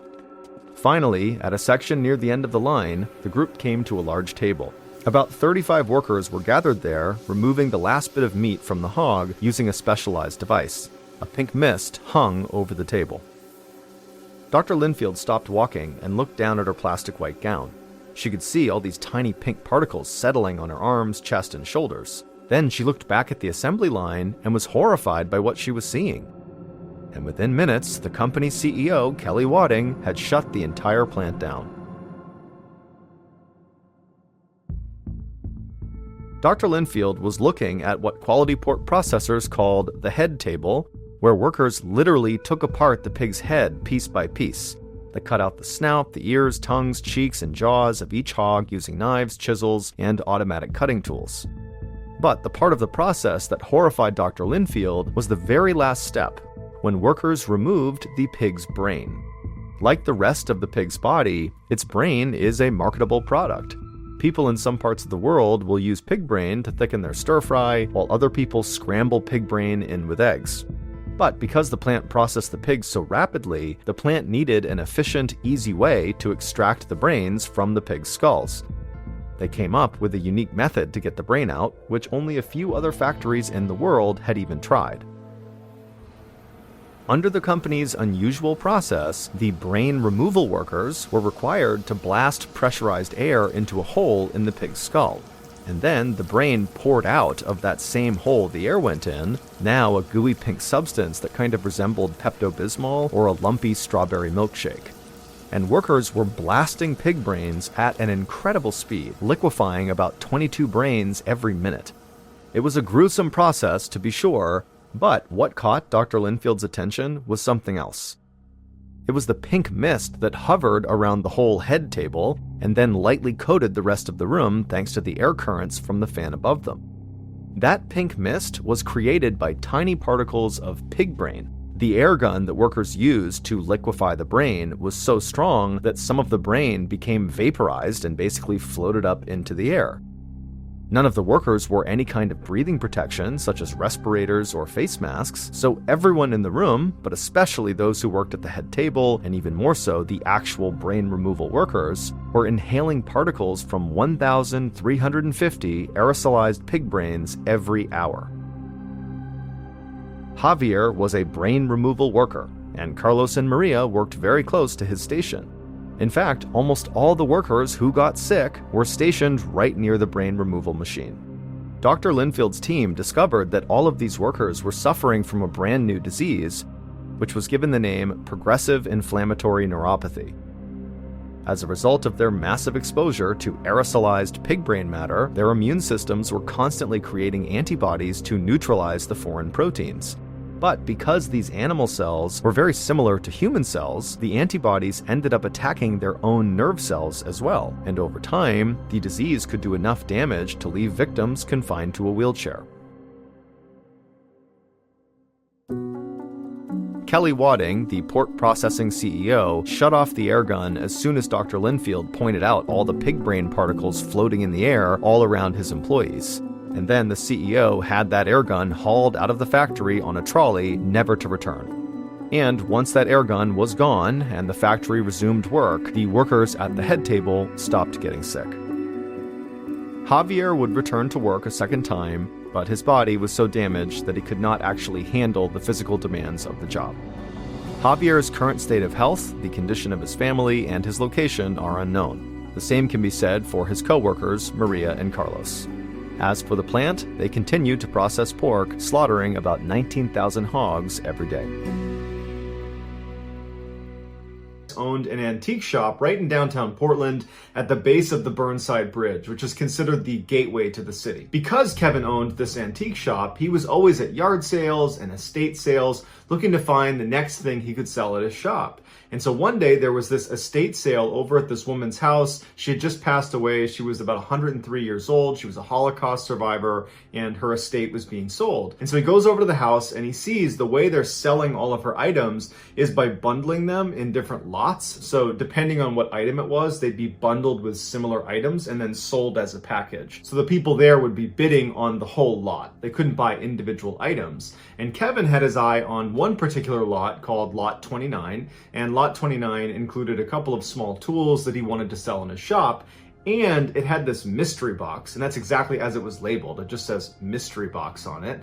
And he was intrigued by it. And so he placed a bid on lot 29, and ultimately he won the bid, and he was really happy about it. So he takes the contents of lot 29 and he wheels them over to his car. And as he's loading stuff into the back of his car, someone behind him says, "Oh, so you went with the Dybbuk box, huh?" And Kevin in his head went right back to his childhood, because growing up, he had always been scared of Dybbuks, because a Dybbuk is a malevolent spirit in Jewish folklore, and Kevin was Jewish, and so his parents used to say, "Oh, you better not do that, Kevin, or the Dybbuk's gonna get you." And so he grew up terrified of Dybbuks, and so his interest is piqued. And Kevin turns around and he says, "Did you just call this box a Dybbuk box?" And the woman's like, "Yeah, and my grandmother was terrified of it, and she said no one could ever open it." And Kevin turns to look at the box, and it's about 2 foot high by 1 foot wide, and there are these little doors that swing open on the front, and then on the bottom there's a drawer that comes out, and there's one lock that sits across the 2 doors, and it's currently locked with a little padlock. And he looks up at her and he goes, "Why can't you open it?" And the woman just says, "We never knew, but our grandmother would always go every time we said the word Dybbuk, and so it was weird enough that we just never asked any questions and we stayed away from her Dybbuk box." Kevin agreed that was pretty weird, and he finished loading his car, shut the trunk, said bye to the woman, hopped in his car, and he drove away. And he never really gave it a second thought. At this point, he's not thinking the Dybbuk box is anything malevolent. He thinks it's just some random chest that he won at an auction. Kevin drives back to his antique shop and he begins unloading all the things he won at the auction. He brings them inside and he brings them downstairs, because the top floor, the main floor, was really where he sold things. When he got new items, he would bring them downstairs to his warehouse of sorts, which was much bigger than the first floor, had lots of rows of shelving, and it had a workstation down there. He would bring his new things down there and he would price them and get them ready before bringing them back up. And at some point, he brought the Dybbuk box in and he brought it down and he put it on the back table. He was about to just leave it there and go back upstairs when suddenly he became really curious and he really wanted to open the Dybbuk box. And so he goes over and he kind of yanks on the front 2 doors. He doesn't want to damage it, but he can tell this lock is relatively new and it's not just going to come off. And so he doesn't have the key to it and he doesn't have a way to clip the lock. And so he takes a screwdriver and he basically wedges it underneath the actual metal clasps that are attached to the wood. And he slowly kind of bends it up and bends it off and pops it out of the wood. And as soon as he does that, the doors swing open and there's like a mechanical device inside of the Dybbuk box that activates the drawer. Basically, anytime the doors open, the drawer also opens at the same time. And Kevin remembered thinking how silly it was that this kind of old, crummy looking wine closet had this fairly complicated mechanism inside of it that still worked. Inside the Dybbuk box were 2 pennies from the 1920s. There was a used candle. There were 2 locks of hair. There was this small tombstone that said Shalom on it. And there was also a small wine goblet that was inside. And that was it. And Kevin immediately thought, well, this is just some older woman's keepsake. And these things maybe have sentimental value to her, but they don't to me. And so he shut the Dybbuk box, pushed it to the side of the desk, and walked upstairs and didn't give it another thought. Kevin had one employee at the antique shop. Her name was Jane. She was a younger woman. She was an incredible saleswoman, and Kevin thought very highly of her. And so the day after he had brought the Dybbuk box into the antique shop and put it downstairs on the desk, he needed to run out and do some errands, and so he put Jane in charge of the store. And so Kevin leaves, and Jane locks the front door to the shop behind Kevin because she needed to go downstairs and get a few items that she wanted to bring upstairs to sell that day, and it was before opening time. So front door's locked, no one else is inside the shop, and Jane goes down into the basement. Once you went down the wooden steps into the basement, you'd be looking out at this huge room of all these industrial shelves that run the length of the room where they would keep their antiques and other valuables on. And the lighting down there was never that great because they used these long fluorescent tube lights that at best cast a kind of subtle yellow glow on everything. They were not particularly bright, and it was a real pain to actually go up and change them because you needed to place a ladder, but the ladders were not perfectly aligned with the lights. You basically had to reach over the shelving where all the antiques were, and you ran the risk of knocking things over. And so a lot of times Jane and Kevin would wait until you were down to like 1 or 2 crappy working lights before they'd say, okay, we really got to go up there and replace some of these bulbs. And so as it happens, this day, they're down to like 2 or 3 working lights. So in classic horror movie fashion, she's going into this dingy basement with very poor lighting. And so once she gets to the bottom of the steps, she walks to the far end of the room, a little bit away from where the Dybbuk box was placed on that back table. She's in the other corner in the back of this basement, and she's getting some things off the shelf when all of a sudden she stops, and she can't help but shake the feeling that she feels like someone is watching her. Now, she is down in this basement all the time, whether it's well lit or dark, whether Kevin is there with her or she's alone. This is a place she goes all the time, and she's never had this feeling before. There's no way to get into the basement unless you come down the stairs, and she locked the front door, and she was the only one who came downstairs. She hasn't heard anything. There's no other way to leave this space. So she doesn't know where she's getting this feeling from, but she really can't shake it. And as she's kind of looking around and she's starting to get a little bit paranoid, the phone rings. They had a landline that was on a table right at the base of the stairs. The phone rings down there and it startles her. And then it kind of jumps her back into reality, and she's like, okay, I'm getting paranoid. And she walks over and she picks up the phone, and it's actually her friend who was planning on coming by the antique shop that day. So as they're chatting, Jane hears what sounds like a broom. Imagine if a push broom is lined up against the wall and then it falls over, the sound that the wooden stick would make as it hits concrete.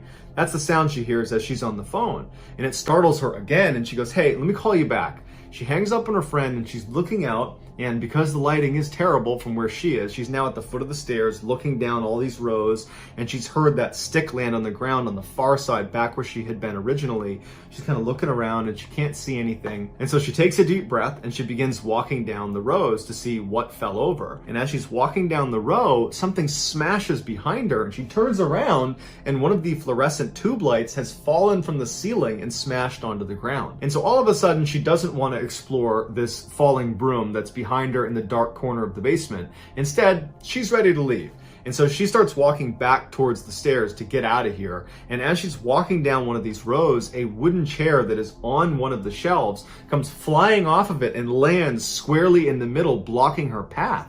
And there's no way this could have happened unless someone pushed this chair. And suddenly she thinks, someone's down here with me. And she screams and she hurdles the chair and she runs to the steps. She starts running up, and to her horror, there is a metal door that locks the basement at night. So if someone were to break in, it's another layer to protect the store from thieves. And it was shut and locked. It can only be locked from the outside and with a key. So there's no way she would have done this by accident. And now she's freaking out because she's trapped in the basement with some person running around, pushing chairs over and breaking lights. And so she grabs the gate and she starts shaking it, and she's yelling for Kevin, thinking maybe he came in and forgot I was down here and shut and locked the gate. And she's checking over her shoulder, looking down into the basement, and she starts hearing more lights falling off the ceiling and shattering on the ground. She is in absolute panic mode. She's just waiting for someone to come bounding up the stairs towards her. She has no idea what to do. She pulls out her phone and she calls Kevin. Meanwhile, Kevin is making his way back to the antique shop. He's only a couple minutes away, and he sees his phone ringing that was sitting on the passenger seat, and he picks it up, and it's Jane, and he answers, and immediately Jane is hysterical and she's screaming that someone's in the antique shop that's breaking things. And Kevin's like, slow down, what's going on? And all he can hear in the background is the sound of what sounds like glass shattering and things falling and breaking. And he's like, wait, what's going on? Are you okay, Jane? Like, where are you? And he hears her say, someone's in the basement. And he goes, well, where are you? And she's like, I'm in the basement. And he was like, get out of the basement, call the police. But as he's trying to get her to do that, the phone cuts out. Kevin was only about a block away from his shop, so he floors it to his shop. He parks outside and he's thinking to himself, what am I walking into? Is there going to be like an active burglary going on? Is she going to be held hostage? Like, are the police going to be there? But he just knows he needs to get in there to Jane, and he gets to the front door and it's locked. So he unlocks the front door and he goes inside and it's silent. When he's looking around, there's no damage to the first floor. There's no damage anywhere. And he yells for Jane. There's no answer from Jane. And he starts walking kind of tentatively through the store towards the back. And he gets to that door leading down into the basement, the same one that Jane couldn't open when she ran up the stairs to get out of the basement. And he looks at it, and Jane's not at the top of the stairs anymore. And he's thinking, I didn't lock that door, and I'm the only one with the key to lock that door. How is it locked right now? Does Jane have a key that I don't know about? And why would she lock it? Does that mean Jane's up here somewhere? Is that what happened? And he's like, Jane, come out. Did you lock this door? But Jane's not on the first floor, and their first floor is very small. And so he thinks, okay, she has to be downstairs. And so he opens up the gate, he swings it open, and he starts walking down the steps. And he's really cautious as he's going down because, again, he has no idea what he's walking into. He hits the lights, but the lights don't work down there. And as he starts to bend around the corner where he can actually see into the basement, he sees Jane sitting at the chair right next to that table where that phone is, and she's just sitting there kind of stunned. And he goes to Jane and he's like, what happened down here? And he glances out quickly at all the rows and he sees all this furniture that's come off the shelves, and there's glass all over the ground. And he's looking at Jane, and Jane's just showing no reaction. She's sitting there like she's in shock. And he turns to Jane again and he says, come on, you got to tell me what happened down here. And Jane just goes, I don't know. I don't know how to explain what happened down here. I was walking down the row, and then I felt like someone was watching me, and then things are falling off the ceiling and the shelves. I've never seen anything like this before. Now, at this point, Kevin's adrenaline is through the roof. He came charging in here thinking he was going to have to save Jane from some person breaking in and breaking stuff. But as far as he can tell, there's no one here but Jane. And so he decides he's going to take a flashlight and he's going to explore the basement because either there's someone here or Jane did this. So he grabs his flashlight and he starts walking around, and all he sees is a bunch of broken glass and some furniture that's come off the shelves and a couple other things that are on the ground. But other than that, there's no one down here, and there's no other way to come in or out of here besides the stairs. So after Kevin is certain that no one else is here, he turns to Jane, and he regrets this now. He says in an interview that he feels horrible about this now, but at the time, he's thinking to himself, you know, this had to have been Jane. Who else would have done this? I don't know why she did this, but there's no one else here. And he goes, Jane, did you do this? And this is when Jane's emotions came through, because before she was in shock, now she's mad. And she goes, F you, Kevin. And she leaves. And she doesn't say another word to him, and she doesn't come back. She quits on the spot. But at the time, Kevin believed she had done it. So he was kind of like, oh well. He was not even a little bit thinking the Dybbuk box had anything to do with this. Just a couple of days after the basement incident, Kevin's mother was supposed to come by the antique shop, and the two of them were going to leave and get lunch together to celebrate her birthday. As soon as she walked into the shop, Kevin goes, hey mom, I got a gift for you. And he brings over this wrapped box and he sets it down on a table right in front of his mother, who's sitting on a chair. And he unwraps it, and it's the Dybbuk box. Before Kevin can explain what it is, the phone rings at the other end of the store, and he was expecting a call, and he goes, hold on mom, I gotta get this. And he goes to the back of the store to answer the call while his mom is just sitting there looking at the box. And so while Kevin is at the other end of the store, his mother opens the Dybbuk box, and she says she had to sit down as soon as she opened it because she had this unbelievable, overwhelming sense of dread as soon as the doors were open. And she's staring at it like she can't take her eyes away, and then all of a sudden she has a massive stroke. And so she keels over, and she can't move, and she can't talk. And Kevin sees this happening. He runs over, and he's like, Mom, what's going on? He calls 911. And as the paramedics are working on her, she would say that while she was in this kind of paralyzed state, when she couldn't talk and she couldn't move, all she wanted to communicate was to somehow get her son to get rid of that box. She didn't know why, but she felt like the box had something to do with her having the stroke. And so all she could do was move her eyes. And so she found herself, because her son's right here, looking at the Dybbuk box and looking away, looking at the Dybbuk box, looking away, hoping her son would see her eyes as a signal to look at the Dybbuk box and put it together that that thing's bad. And Kevin does realize that his mom is flicking her eyes at the Dybbuk box, but in the moment, he's much more concerned about the health of his mother. And it wasn't until she got put in a hospital and she was being taken care of and he knew she'd be okay, that he remembers, he kind of went over it in his head later that day, that his mom was really scared looking, and she was looking at the Dybbuk box like that was the thing that was causing her to be scared. Not the stroke, the Dybbuk box. And Kevin starts thinking to himself, I don't know, there's something off about the Dybbuk box. Either it's really bad luck, or there's some truth to you don't open up this Dybbuk box. Either way, I don't want to take any more chances, because so long as I've owned this thing, I've had a horrible thing happen in the basement, and now my mom's had a stroke. So I want to get rid of it. So Kevin puts the Dybbuk box at the front of his antique store, and he puts it up for sale. And very quickly, a young couple came into the store, and they bought the Dybbuk box. And Kevin's relieved. He's like, thank goodness that bad luck charm, that whatever's going on with that thing is gone and out of my life. But just a couple of days later, he was in the back of the shop when he heard the door open, and then the door shut. And he walked out expecting to see some customers, but instead he sees the Dybbuk box that's sitting right inside his store. Someone must have just dropped it off. And so he walks up to it and he sees there's a piece of paper that's been taped to the top of the Dybbuk box, and there's writing on it. And all it says is, "This has an odd darkness about it." This really freaked Kevin out because in a way, it was like other people were confirming that something was wrong with this box. Kevin did not want the Dybbuk box to be in his store. So he put it in his car and he drove back to his house and he put it in his storage locker and he locked it up and then went back to work for the day. That night when he went home, he went to bed and he had this dream. Where in the dream, he's walking in this courtyard and he's holding the hand of this woman who he believes is his friend, and he trusts this person, and the area he's in feels very friendly, and it's a very positive dream.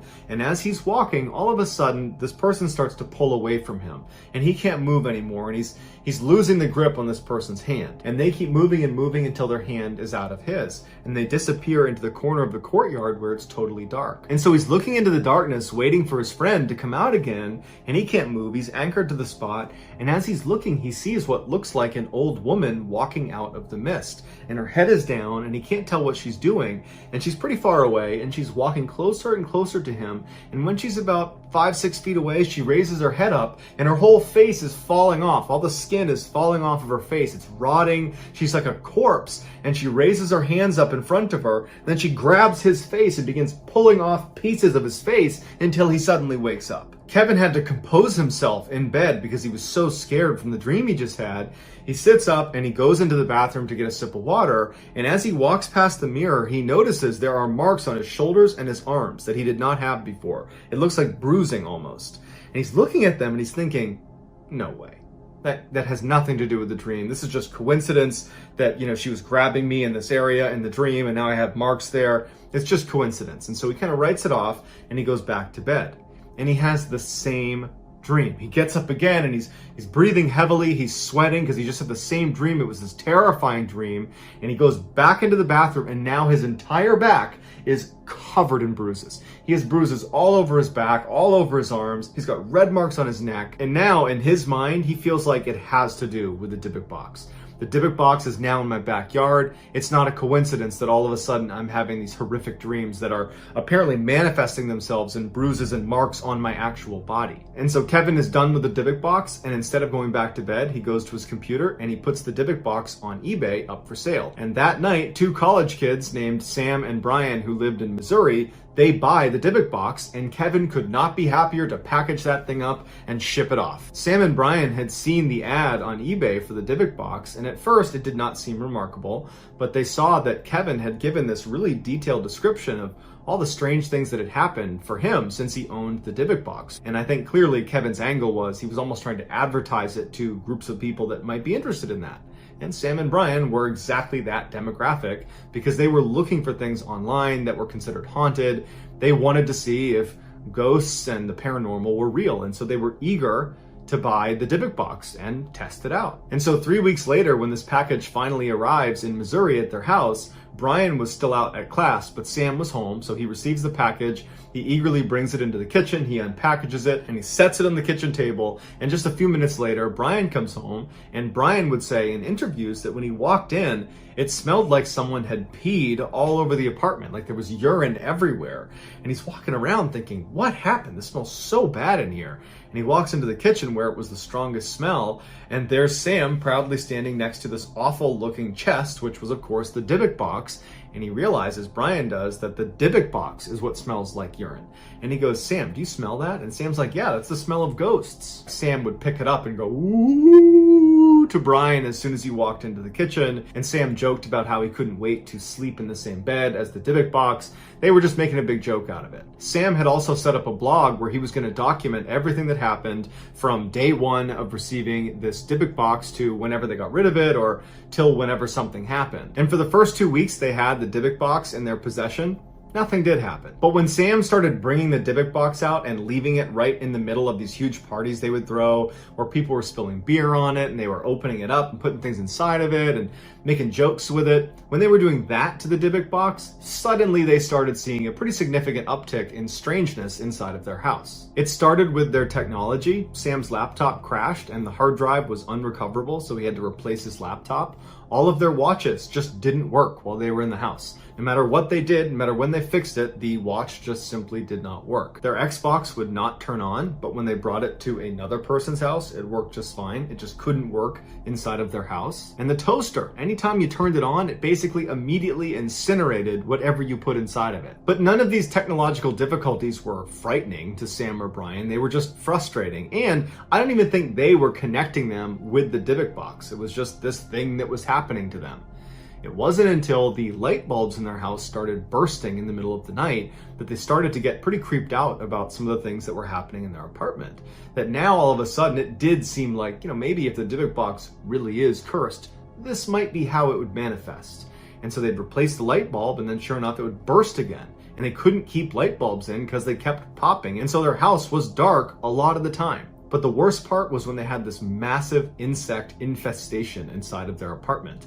And they were really localized around the Dybbuk box. All these insects would come out of the walls, out of the toilets, out of the sink. They'd come from behind the fridge, and they would all kind of like converge on the Dybbuk box and go inside of it. The Dybbuk box at one point was swarming with insects all over, and they had to shut the door. They couldn't even go in the room with the Dybbuk box because it was just covered in insects. But despite how scary this was for the boys, they had become kind of like a cool talking point on campus because of Sam's blog that a lot of other students were following. And so the boys kind of liked the clout they got with that, and they decided they didn't want to get rid of the box after all. But it wasn't long after the insect infestation that Sam began losing all of his hair, and at the same time, he started having this constant hallucination that there was an old woman in his peripheral vision on either side of his head pretty much at all times. Anywhere he went, there basically was someone he couldn't quite see following him around. Whether he was well rested, whether he was totally exhausted, it didn't matter. He always saw this shrouded dark figure that he believed was an old woman, and it scared him so much he couldn't sleep, and so he began going into Brian's room and sitting on Brian's bed because it was the one place he felt a little bit of comfort. And as he's sitting on the bed, he would see these dark figures standing on either side of him all night. And so finally, no matter how cool their blog was, it became too much, and they decide we have to get rid of the Dybbuk box. And so they put it on eBay, and very quickly it gets sold to a guy named Jason, who is this museum director over at this other university in Missouri, and he had actually been following along with Sam's blog. He was very interested in what was going on with the Dybbuk box, and when it was listed for sale, he was all over it. He wanted to buy it. So the boys eagerly ship off the Dybbuk box, and Jason receives it in the middle of a workday, so he puts the package in his truck and he goes upstairs and he works for the day, and then afterwards, when everyone's left the office, he goes downstairs, gets the package, brings it back up to his office, puts it on his desk, and he cuts open the packaging. Jason decided he wanted to evaluate the Dybbuk box the way he would evaluate any other antique or item that was coming into the museum that he was the director of. And so Jason starts by taking a whole bunch of pictures all around the outside of the Dybbuk box, and then he gets his black light out and he begins scanning around the outside, and he finds all these traces of wax all over the outside, which leads him to believe this was probably used in some sort of ritual. And then he takes a deep breath and he sits down right in front of the Dybbuk box, and he pops off the lock, and he gets ready, and he opens the doors, and the drawer slides out with that whole mechanical device. It all kind of comes open, and Jason's totally let down because nothing happens. And part of him thought, like, if this thing is haunted, as soon as you open it up, the haunting's going to begin. And nothing happened. And he's pretty let down about it. And so ultimately, after staring at it and looking at the pennies that are in there and the Shalom statue and the locks of hair, he's just kind of let down by it, and he decides, okay, I kind of got my hopes up for something. This was clearly a hoax. There's nothing going on here. It's just a random old chest. And so he closes it up, and he puts it on another desk that wasn't the one that he worked at, but was just kind of another table inside of this office that he shared with some other people. And he figured it would be a good talking point to tell his colleagues about, and it would be kind of like a showpiece. So the next day, his colleagues come in, and he explains what a Dybbuk box is and the history around it, that it's supposed to be haunted, and it makes people sick and gives people strokes, and there's been insects that have been known to come out of it and go into it. It's this very creepy thing. And his colleagues are like, wow, that's pretty cool. But they don't think much of it until all of the electronics inside of their office start to fail. Namely, their computers start crashing, and their IT department comes up and they're like, we don't know why this is happening, but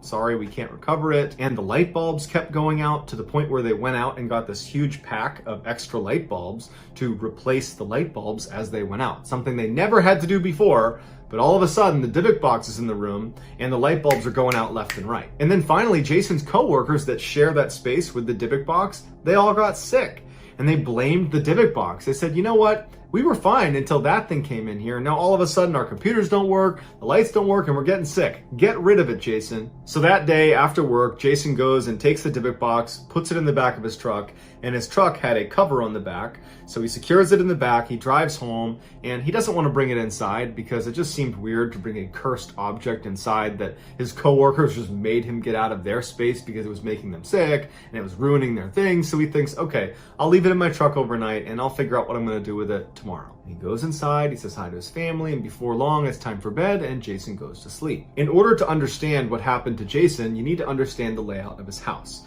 When you open the front door, you walk inside and there's a wall on your right-hand side. That's the side of the house. And you walk forward about 5 or 6 feet, and on your left is a staircase that goes up to the second floor. If you walk up that staircase, straight ahead of you is going to be a bathroom. If you go left and walk down the hall another 5 or 6 feet, you come to the master suite where Jason and his wife would sleep. If you walk through that door, there is a wall on your left where there's a big bay window that looks out onto the street. And there's a big street light that sits right outside that projects very orangey yellow light into their room at night. Even though they have a shade up, it's this orange glow that comes through this window right here on this side. And then on the other side of the room is the bed. And the bed is situated where the feet are pointed towards this window over here, and the head of the bed is against this wall. And it's centered on this wall here. And Jason, if you were looking overhead at the top of this bed, Jason's on the left side, so he's the farthest into his room, and his wife is the closest into the room. So that night, Jason goes to bed and he falls asleep. But just a couple hours later, he wakes up suddenly. Het is groen, de dagen zijn lang, de nachten zijn zo zoet. Als de zomer komt, voel ik me vrij. Het leven is mooi zo dichtbij. We dansen in het licht van de maan. Laat de zomer nooit meer weggaan. De rivier stroomt, het water is zo koel. De kinderen spelen, duiken in het poel. De geur van bloemen, het geluid van de wind.